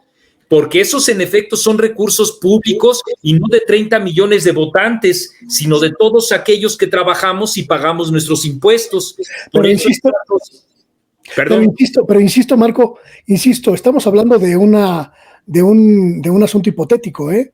Sí, dentro de este asunto hipotético estoy diciendo yo que no puede, mientras haya estos recursos, por eso mi diferencia con Raúl Trejo, con Rubén Aguilar, o con quienes dicen que ya no haya, es que mangos, es que de todas maneras hay, y que ese hay se transfiere de esta manera discrecional, tan mal ahora, desde luego, como mal antes, naturalmente atendiendo a lo que dice Julio, de que la proporción en efecto es mucho menor y no hay que dejar de reconocerla. Ahora, a Claudio X González no lo conozco, me parece que forma parte también de esta serie de empresarios que de repente se convirtieron en muy preocupados por la situación social que vive el país, cuando en efecto les llega al bolsillo, porque además varios de ellos fueron tontos útiles, en todo caso, ¿no? Como Gustavo de Hoyos, por si también quisieran preguntarme al respecto, eso es lo que me parece. Una defensa de los propios intereses. Ahora, ¿en dónde a lo mejor sí podemos diferir, Julio, Luis Guillermo? En que a mí me parece que es legítimo que lo estén promoviendo esos intereses. Aunque yo, por supuesto, no forme parte, ni me interese, ¿no? Formar parte de ese tipo de defensas de intereses, pero si alguien está escuchando a etcétera en estos momentos como para poder invertir, pero por supuesto que eso yo no lo veo de ninguna manera mal, siempre y cuando esto sea transparente y sea con una claridad que no se estila en nuestro propio país, porque como bien ha dicho Julio, en Europa estamos en una situación cultural mucho mayor que la que tenemos ahora. Desde luego que no coincido con esta manera de aplaudir a los poderes públicos de cualquier nivel. Hace poco estaba leyendo un texto de Enrique Krause cuando estaba a punto de llegar Vicente Fox a la presidencia de la República. Creo que, ni a Tolini había elogiado tanto ha elogiado tanto a Andrés Manuel López Obrador como Enrique Krause a el propio Vicente Fox. Y tantas cosas que hay. Nosotros estamos en un proceso de investigación, ya preguntamos también a Letras Libres y ya nos contestó también y seguimos con ese proceso de investigación. Todo ese archivo hemerográfico de la Presidencia de la República, ¿por qué tiene tanto Letras Libres? ¿Cuánto pagó? Ahí hay una gran línea de investigación. ¿Cómo es que con un bien público se pudo haber hecho una empresa tan boyante como lo fue, como lo ha sido, por supuesto, Letras Libres? Entonces, claro que hay mafias culturales que son las que hacen que se defiendan estos intereses. En mi opinión, es legítimo, sin duda, apelando a la memoria también y señalando que, como dice Luis Guillermo, pues tampoco se trata de hombres de carne y hueso que sean santos, sino en efecto eso, hombres de carne y hueso con sus propias fragilidades con las que yo no coincido de ninguna manera, Julio, lo digo con toda claridad, de ninguna manera. Nada más para precisar, es obvio que Luis Guillermo está en favor y ha hecho el llamado a votar por Morena. Marco, ¿tú estás haciendo un llamado a votar ¿va por México? ¿Sí por México? Dependiendo, estén en donde estén, la fuerza política que me parece implica la posibilidad de que haya equilibrio de poderes es Va por México, pero Va por México también tiene candidatos impresentables, Entonces, si yo viviera en Atizapán, jamás votaría por Va por México, por poner un ejemplo de un hombre que ha estado en todos los partidos políticos y que ahora se ha querido subir a esa misma cancha, jamás lo haría. Entonces, en general, por supuesto que votaría por Va por México, pero si yo viviera en la circunscripción en donde estuviera este señor, ¿cómo le dicen? Gabriel Cuadri, jamás votaría yo por Gabriel Cuadri, ¿no? Entonces, siempre haciendo matices, yo propondría que ni un solo voto a Morena. Yo estoy completamente convencido, además es público, completamente público, que estoy ideológicamente próximo a la Cuarta Transformación. Es completamente conocido que soy un periodista con ideología de izquierda, soy un progresista, me defino como tal. Durante muchos años decidí que, como me enseñaron en los medios tradicionales, mi ideología tenía que estar a un lado de mi trabajo periodístico para no militar, así decían, en las causas, hasta que descubrí que era una mentira, porque estaba militando en la otra causa, en la causa del viejo régimen, en la causa del neoliberalismo que ha controlado los medios los últimos 40 años. Así que no tengo ningún empacho en decir que soy progresista y que, por supuesto, apoyo el hecho de que el presidente López Obrador obtenga la mayoría absoluta y también la mayoría calificada en el Congreso mexicano, y por supuesto que espero que los anhelos de transformación que nos han llevado a millones de mexicanos a elegir el cambio se consoliden este domingo y que la gente ratifique y le regale al presidente de la República un Congreso mayoritario para que pueda continuar con los cambios y las transformaciones. Ahí sí no tengo ningún problema, a votar a todo Morena. Ya para finalizar, pregunta a ambos y les agradezco por su tiempo. La revista Etcétera ya no recibe actualmente publicidad del gobierno federal. ¿Cómo se financia tu revista, Marco? Y Luis Guillermo también, tú dices que no recibes. ¿Cómo se financia el proyecto La Sexta? Bueno, Etcétera tiene alrededor del 22% de recursos públicos que tiene de propia publicidad que se encuentra en su portal. Ustedes lo pueden ver, la Cámara de Diputados es uno de nuestros mejores anunciantes. También, por supuesto, que se encuentra el INE y hay anuncios eventualmente también del propio PRD y del gobierno de Oaxaca. Todo eso en conjunto representa cerca del 22% junto con nuestros propios productos generados. Uno es el que tiene mucho que ver con nuestro brazo, digamos, editorial. Acabo de publicar un libro que tuvo también ahí un peso importante, 650 pesos cada uno. Y pues en esta editorial que tenemos aproximadamente 25 títulos, estamos vendiéndolos. Es el de la historia de los refrescos. Tengo un libro, porque me gusta mucho escribir, tengo un libro sobre literatura, el de periodismo de ficción de Carmen Aristegui y, como les he comentado, varias, pues decenas, y ya son, gracias que además me permites hacer el comercial, unos 18 libros de una editorial que se llama Editorial E, además de que manufacturamos, por supuesto, a todos aquellos que nos estén escuchando ahorita que quisieran que les imprimiéramos sus libros y todo ello, por supuesto que nosotros lo hacemos, monetizamos además y en efecto, no sé cuánto ganas más o menos tú en la monetización, Julio. Es variado. Más o menos en promedio por mes. En promedio, anuncio a partir de mañana. No tiembles, Julio, no tiembles. No, es el primer año. Mañana cumplimos un año. Y en promedio, si yo sumo los 12 meses, exactamente hoy son 12 meses, yo diría, te voy a dar la cantidad en dólares, y es $1,000 mensuales en promedio, 30% de publicidad de YouTube y el resto superchats, donativos a través de PayPal. Básicamente yo diría que $1,000, 20,000 pesos, si el tipo de cambio 20 pesos, cada mes en promedio, y 30% YouTube 70% Super Chat, PayPal.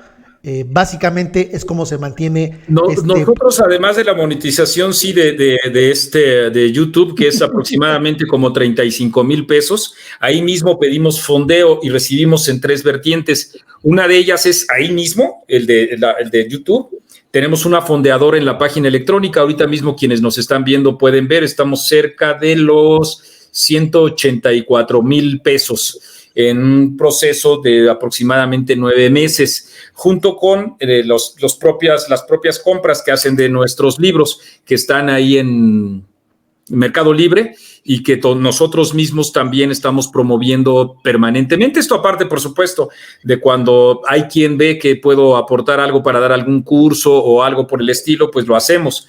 Nuestros socios, absolutamente nada tiene que ver. Una es la mamá de mis 2 hijos mayores, otra es editora de la revista, etcétera, y absolutamente no hay ninguna otra inyección de ninguna otra especie. A mí sí me gustaría, por supuesto, que hubiera empresarios que se interesaran, así es que si nos están viendo en estos momentos, ojalá que lo hagan, pero eso es fundamentalmente como nosotros nos estamos distribuyendo. También tengo un negocio, me gustan mucho las chácharas, se llama Chácharas Oruga. Así me decían cuando era niño ahí en Garibaldi, que nací. Entonces, pues vendo y compro cosas hice un reportaje ayer precisamente sobre la Lagunilla. Vendo y compro desde lo mismo, pues no sé, un automóvil chiquito de juguetes para niños de la Primera Guerra Mundial, lo vendo en 25,000 pesos, que vendo, pues no sé, corcholatas cuando tenían su impresión de los picapiedra que cuestan 100 pesos. Entonces, pues de todo ahí ponen en su carrito y también estamos nosotros vendiendo. Esa sí es uno de los efectos benéficos que ha tenido la disminución de los recursos de publicidad de parte de Andrés Manuel López Obrador. No me cabe la menor duda, aunque yo de chacarero tengo de 54 años, imagínense, Julio, Luis Guillermo, tengo aproximadamente 40 de chachareros, ¿no? Viviendo de la venta de chácharas. Luis. Bueno, pues mi principal trabajo es en la academia. Soy profesor universitario en la UNAM y soy también profesor en la Universidad de Guadalajara.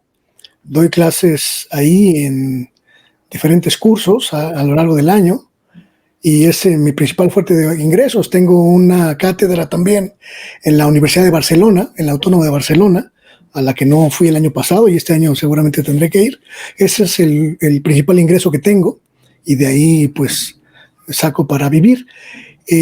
Doy cursos de capacitación y ahí a empresas periodísticas, públicas y privadas de todo el país y de Centro y Sudamérica también. Y eso es un ingreso que este año no tuve por la pandemia, pero que ya está reactivándose. Yo tengo una norma, lo dije hace un momento, yo no quiero recibir recursos públicos mientras no haya reglas claras de asignación. He trabajado durante los últimos años con un grupo muy plural para tratar de impulsar una ley de publicidad oficial que regule la forma en la que el gobierno federal, los gobiernos estatales y municipales entregan a los medios la publicidad para que estén en condiciones las líneas editoriales de los medios y que garantice la pluralidad que no existe en estos momentos en los medios. Pero mientras eso no exista, mientras ese escenario ideal no exista, yo tengo por regla no pedir y no aceptar recursos públicos de ninguna índole para no contaminar mi periodismo, pero sobre todo para no contaminar mi nombre. Me parece que eso es muy importante. Pues gracias. Nosotros sí recibiríamos publicidad, por supuesto. Estoy completamente seguro de las definiciones éticas y profesionales que tiene, etcétera. Desde luego coincido con Luis Guillermo, siempre y cuando también haya reglas muy claras. Así es como en una carta abierta me dirigía a el propio Ramírez Cuevas. Jesús Ramírez Cuevas, planteándole la necesidad de que se cumpliera con lo que había dicho el gobierno, Luis Guillermo, Julio, que iba a haber una ley que lo pusiera, ¿no? Me invitaron a ser diputado en esta reciente. Pues ojalá. No, pero dije que no, porque, es decir, la agenda es muy clara, ¿no? Es un periodista tiene que tener muy claro su papel en la sociedad. Para que hagas la propuesta de asignación de publicidad, eso a mí sí me parece que es uno de los grandes pendientes, de este gobierno. Pero y una de las grandes diferencias que he tenido con Julio considera que la publicidad está mal recibirla, y yo creo que es una razón de Estado. Pero en efecto no en los términos así, sino en una redacción de una ley específica que regule su asignación, sin duda. Pero eso solo podría ocurrir, mi querido Marco, con la participación de todos los medios. Tendría que haber una discusión plural y una discusión amplia con los diferentes dueños de los medios para establecer reglas claras jurídicamente y legalmente. Pero el problema está en que los dueños de los medios no quieren hacerlo. Y ese es un gran problema. Los periodistas de a pie tenemos muy poco margen de maniobra con los grandes corporativos mediáticos. Y mientras ellos no quieran sentarse a establecer reglas claras porque no les conviene, pues poco se puede hacer. Así que seguiremos intentándolo de diferentes maneras, pero hasta ahorita el panorama no es muy alentador. Sí, de acuerdo, totalmente de acuerdo. Si me dejan, les invito a que se suscriban también al canal de YouTube y que fondeen también ustedes, al de etcétera, por supuesto. Luis Guillermo, ¿dónde te pueden encontrar? En las redes sociales, mi querido Julio, estoy levantando ese canal a ver si me va también como ustedes. Luis Guillermo Hernández, Sexta W en YouTube, que ya, por cierto, hace unos días recibimos la notificación de que podemos empezar a monetizar, a ver qué tal va por ahí. También en Twitter, en Facebook, en la página de sextaw.com.mx, que no la hemos movido mucho porque hemos estado pues un poco atareados haciendo una investigación de largo aliento de un concurso que ganamos y estamos terminando esa investigación, pero ahí están las redes y ahí estaremos haciendo diferentes participaciones periodísticas también. La mejor de las suertes, Luis Guillermo. Igualmente, Marco, Julio. Nada más, Luis, si tienes disponibles 50 horas a la semana. Si tengo disponibles 50 horas a la semana. Para dedicar a YouTube. Pues tengo disponibles como 5 horas que le robo al sueño cada día. Entonces... Porque esa es la receta, 50 horas a la semana mínimo. Qué bueno que me das esa receta. Seguramente me pueda divorciar para tener Mira, el asunto también es muy, muy importante para mí. Más que monetizar en términos de hacer de YouTube mi negocio, me interesa la diversificación de espacios. Tenemos una plataforma en Spotify, estamos montando la plataforma en Telegram, porque yo sí creo, mi querido Julio, que es importantísimo que las voces progresistas en los medios tengan espacios que no hay en ningún lado. Y es importantísimo que la gente tenga opciones de quienes vemos la realidad desde la izquierda, para que desde esta posición expliquemos lo que está pasando con México. Y ahí sí, gane o pierda dinero, estoy empeñado. Afortunadamente la academia me provee recursos suficientes para poder distraer dinero de mi familia para esto, ¿no? Y lo quiero aprovechar, porque es una coyuntura única, la posibilidad de trabajar sin cobrar en el periodismo y no morir de hambre en el intento, para crear espacios para la izquierda. Me parece que es fundamental y es una tarea en la que estoy empeñado. Muchísimas gracias. ¿Dónde te encuentran, Marco, a ti en tu canal? Así, es el canal de la revista Etcétera Noticias, todos los días, todos desde las 8 de la noche a las 9 de la noche, de lunes a viernes, estamos transmitiendo un programa junto con los videos y todo esto que tú acabas de señalar, donde también las etiquetas son importantes para ir jalando los algoritmos y lo que tú conoces mejor que yo. Y bueno, pues aquí es su casa en Petén 94, en la colonia Narvarte, y en nuestra plataforma que es en la www.etcetera.com.mx, que es donde también se ven todos nuestros productos para ver si ustedes también son parte de ello. Ya tú resolverás algún otro momento de algún encuentro. Me gustaría en su momento, si así lo consideras, creo que hay distintas formas de ser liberal, de no ser un conservador, de ser de izquierda. Yo mismo me planteo con toda franqueza y con toda claridad ser de izquierda. No asocio el de ser de izquierda con el nacionalismo, sino en efecto con la globalización. Creo que una visión conservadora es la que no se haya planteado la libre manifestación de las preferencias sexuales, la despenalización del aborto, la eutanasia, que no tenga la agenda lésbico-gay como un elemento más importante, la despenalización de la marihuana y todas aquellas cosas que me hicieron alguna vez ser parte de pues esta generación de ceoístas que ahora se encuentra dentro de la administración del gobierno y que pues por las razones que sea, muchas de ellas cálculos, la propia realidad, la que se impone, etcétera, etcétera, han guardado en el desván de esta izquierda en la que yo sí sigo creyendo. No creo que en el país tengamos un gobierno de izquierda, al contrario, me parece que tenemos un gobierno populista de un corte profundamente conservador que mira más hacia el pasado que hacia el futuro y que en esa misma tesitura no se plantea los elementos clave de una izquierda moderna y socialdemócrata. Ya en algún momento, si hay posibilidades de poder tener un intercambio al respecto, lo digo, pero me otorgué esa misma licencia por los planteamientos que ha hecho Luis Guillermo de por qué él se considera en efecto de izquierda, ¿no? ¿Algo más, Luis? Yo quiero agradecerte, Marco, y también Julio, la charla maravillosa que tuvimos hoy. Fue muy rica, fue muy nutritiva y sobre todo, pues fue muy cordial y eso me da mucho gusto. A mí también, muchísimo gusto. Podemos disentir, pero también podemos dialogar y eso me parece que es un gran avance, independientemente de nuestras diferencias. La gente gana cuando logramos charlar. Ojalá los medios tradicionales entiendan eso, que los que pensamos diferente también aportamos a la discusión y que para la gente es muy rico y muy nutritivo tener pluralidad de ideas. Ese es el camino en el que estoy empeñado y muchas gracias a los dos por esta charla y esta oportunidad. Un abrazo. Firmo con todas sus letras lo que acaba de decir Luis Guillermo. Gracias a los dos. Muchísimas gracias.